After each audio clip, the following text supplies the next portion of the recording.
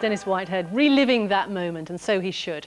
Now, it's been a very special Reading Carnival this year. The event began back in 1977 in the year of the Silver Jubilee.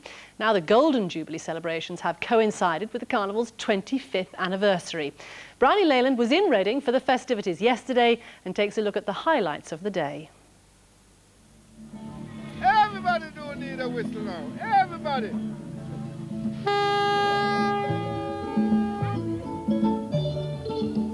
The tradition of Caribbean Carnival brings together music and costumes in a celebration of freedom which reaches out to everyone. The spirit of Carnival really is vast, but it's a very good spirit and very much a spirit of togetherness and a very much a spirit of enjoyment.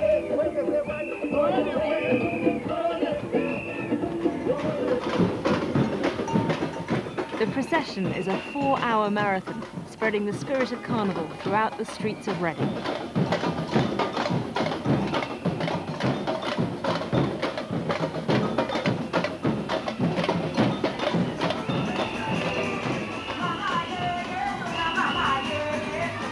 This may be the Queen's Jubilee, but at Carnival there are many would-be monarchs after the throne.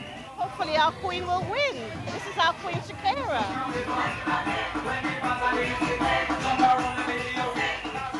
After some tough judging, a new royal carnival couple were appointed, Alan and Janice, the King and Queen of Reading's 25th Carnival.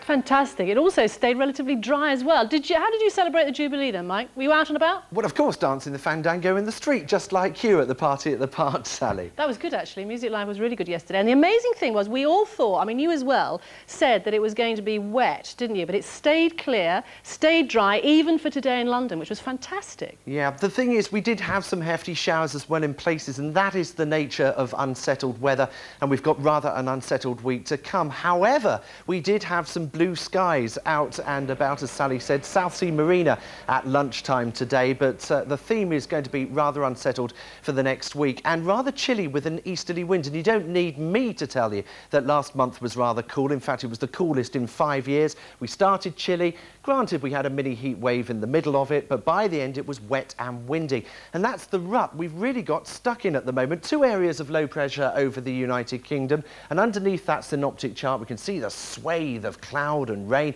some hefty downpours actually coming up from the continent, and that's going to affect the east of our region. So low pressure, very much a dominant theme of the weather throughout the rest of the week, and of course low pressure means unsettled weather. Plenty of rain, sometimes heavy, brightness in short supply. I think the best is going to be along the coast and also in the west, with the hint of some better weather next week if we all keep our fingers crossed. So for this evening, a bit of brightness here and there, but in fact you'll find the heaviest of any downpours to the east of our region as that hefty downpour comes up from the continent. And as we go into tonight, some light and patchy rain elsewhere. I think you're going to notice a chilly northeasterly wind in most places. Temperatures getting down to about 8 or 9, that's 46 to 48 degrees Fahrenheit.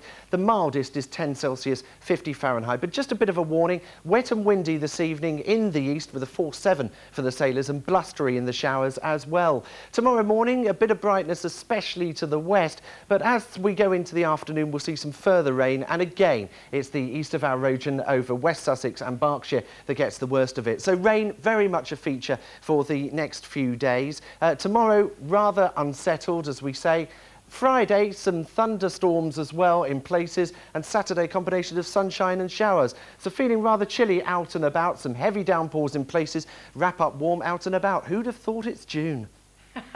Thanks very much, Mike. That's it from us. I hope you've enjoyed your extra long bank holiday weekend. We're more or less back to normal with all our scheduled news here from the south, so join us then if you can. Good night.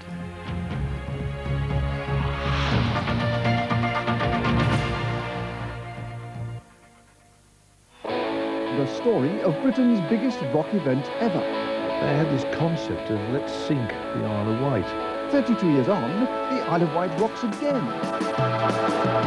Help recreate it is fantastic. It's part of my life. The legend of the Isle of Wight rock festivals with the original headline artist. I am the god of hellfire, and I bring you... Return to Rock Island. Sunday night, BBC1. 4 years in coming, the wait is finally over. It was always going to be classic. And Argentina have taken the lead. Yeah. But now it's crucial. England v Argentina, Friday morning at 11:50. Live on BBC1, BBC Radio 5 Live, and interactive on BBC I.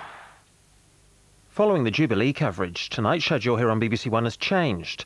EastEnders will now be at 8:30, followed by Holby City at 9 and Spooks at 10.